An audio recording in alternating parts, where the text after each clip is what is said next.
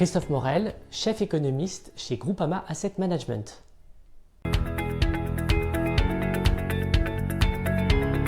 Alors, d'un côté, les actifs risqués se sont bien comportés au printemps et cet été. Si je me réfère par exemple à un indice Action Monde, MSCI, celui-ci a rebondi de plus de 50% depuis les points bas fin mars. De l'autre côté, on a un environnement économique qui reste dégradé. Les taux de chômage montent dans plusieurs pays et on s'attend à une intensification des faillites dans les prochains mois. Donc assez normalement, peut se poser la question de la dissonance entre les marchés actions et l'environnement économique. Est-ce qu'il y a une contradiction? Est-ce que les marchés actions ont eu raison de rebondir et surtout s'ils vont continuer de monter? Le décalage entre les marchés actions et la perception économique, il est presque normal, il est presque par définition. Parce que les marchés actions, eux, se projettent sur l'avenir, au loin, très au loin souvent. On va dire qu'ils regardent au-delà de la vallée. Ils anticipent les profits pour les prochaines années. Donc, je dirais par définition, eh bien, c'est difficile de réconcilier ce que pensent les marchés actions avec la perception présente de l'environnement économique. Et alors ensuite, au-delà de ce décalage, je dirais, qui est normal, eh bien, nous pensons que les marchés actions ont eu finalement raison de rebondir comme ils ont rebondi parce qu'on est dans une situation assez exceptionnelle où je dirais tous les feux sont au vert. Les feux de la conjoncture, les feux monétaires et les feux structurels. Alors, les feux de la conjoncture, d'abord ce qui est tout à fait particulier, c'est que dans cette récession, on a une consommation qui a très bien résisté, qui a même bien rebondi. Aujourd'hui, dans beaucoup de pays, la consommation en biens durables a retrouvé les niveaux d'avant-crise. Et si cette consommation a bien résisté, c'est aussi parce qu'il y a eu des mesures d'urgence auprès des ménages qui a soutenu le pouvoir d'achat. On a même eu ce cas exceptionnel aux États-Unis où le pouvoir d'achat a augmenté parce qu'il y a eu des distributions de chèques qui ont concerné tous les revenus modestes indépendamment de leur situation d'emploi.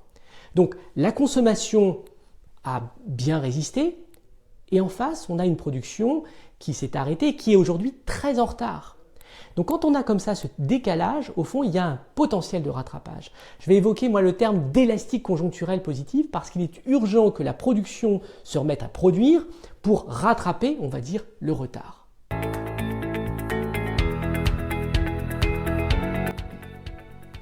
Alors ensuite, il y a les feux monétaires, c'est-à-dire qu'on a des banques centrales qui vont maintenir très très bas pendant très très longtemps les taux d'intérêt et qui vont indiquer très clairement qu'elles n'envisagent absolument pas de remonter les taux d'intérêt. Donc il n'y a pas de perspective de durcissement monétaire. Ça c'est évidemment aussi très positif, singulièrement pour les marchés actions. Et enfin il y a les feux structurels ou fondamentaux. Alors j'ai déjà évoqué ça dans des précédentes vidéos, le fait que la crise a provoqué un double tournant.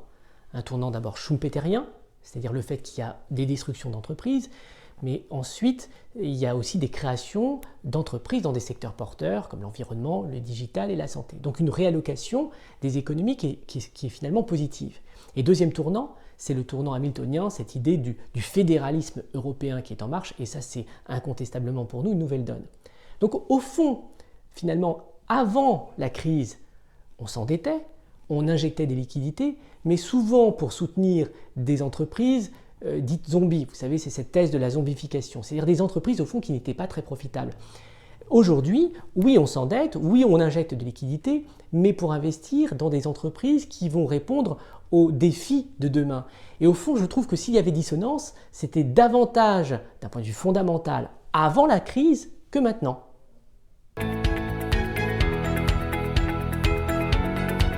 Donc si je conclus, eh bien, je dirais que notre analyse nous conduit à conclure à trois choses. D'abord, que cette crise au fond crée de la valeur. Et si ça crée de la valeur, eh bien, ça doit se retrouver dans la valorisation des actions. Deuxièmement, les taux d'intérêt vont rester très bas pendant très longtemps et ça veut dire que du point de vue de l'arbitrage, c'est favorable aux actifs risqués. Enfin, quand on regarde le positionnement des investisseurs, dans l'ensemble, ils sont prudents. Et tant qu'ils sont sous-investis, eh bien, par définition, le potentiel de baisse, s'il y en a un, il est assez limité. Donc si je dois conclure, c'est de profiter d'une baisse, de tout repli, pour investir sur les marchés actions.